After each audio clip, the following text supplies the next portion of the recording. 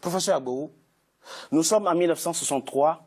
Le président Sylvanus Olympio décide de rompre les accords monétaires avec la France et frapper une monnaie nationale. Il sera assassiné 3 jours plus tard. Thomas Sankara voulait ce qu'il appelle pour son pays une autonomie économique. Il sera assassiné lui aussi. Laurent Gbagbo ne cachait pas sa frustration par rapport au franc CFA. La suite, on la connaît, il sera cueilli à froid dans son bunker présidentiel par l'armée française. C'est quoi? Qu'est-ce qui se passe derrière? Qui se dresse contre le franc CFA trouvera malheur en chemin? Bien, c'est ça la souveraineté.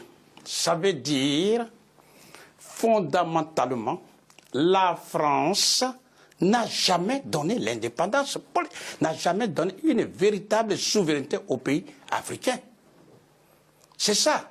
Parce que l'indépendance politique ne peut être affermie que par l'indépendance économique. Or, au cœur de l'économie se trouve la souveraineté monétaire. Donc, lorsqu'un leader politique, et commençons par le début, vous venez de citer quelques personnes, mais déjà avant 1960, que ce soit, c'est vrai, on a vu le cas de Sékou Touré, qui a pris son indépendance politique et en même temps a battu sa monnaie. Général de Gaulle lui a créé tous les problèmes, nous le savons. Mais après lui, il y a eu Djibo Bakary du Niger, qui a été chassé par les Français pour mettre Amani Diori. Ensuite, nous avons eu Modibo Keïta du Mali, en 68. En 62. En 62, pardon, excusez-moi. Modibo Keïta était une lumière, avait déjà vu. Mais toutes les tractations, tout a été fait pour pouvoir finalement créer une inflation galopante. En un mot, Modibo Keïta est mort en prison, empoisonné.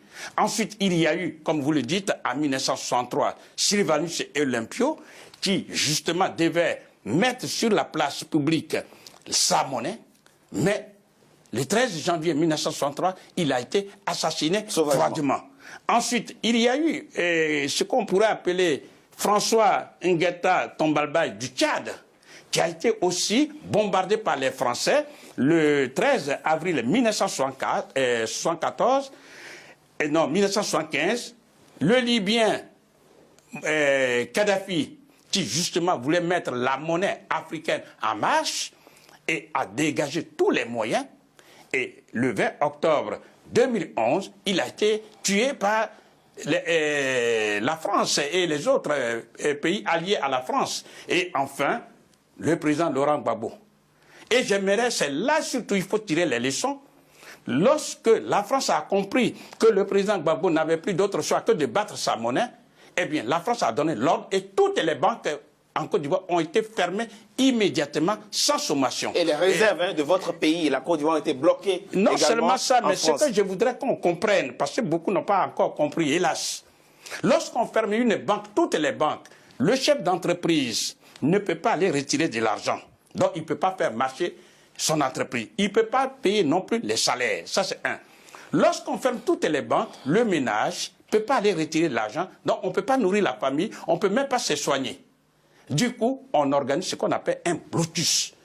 Un chaos économique pour obliger la population à se retourner contre le président Laurent Gbagbo dans ce cas d'espèce. Ça veut dire c'est une arme puissante que détient la France pour pouvoir maintenir en esclavage moderne déguisé tous ces 15 pays d'Afrique qui utilisent sa propre monnaie. Il faut que les Africains sachent ça.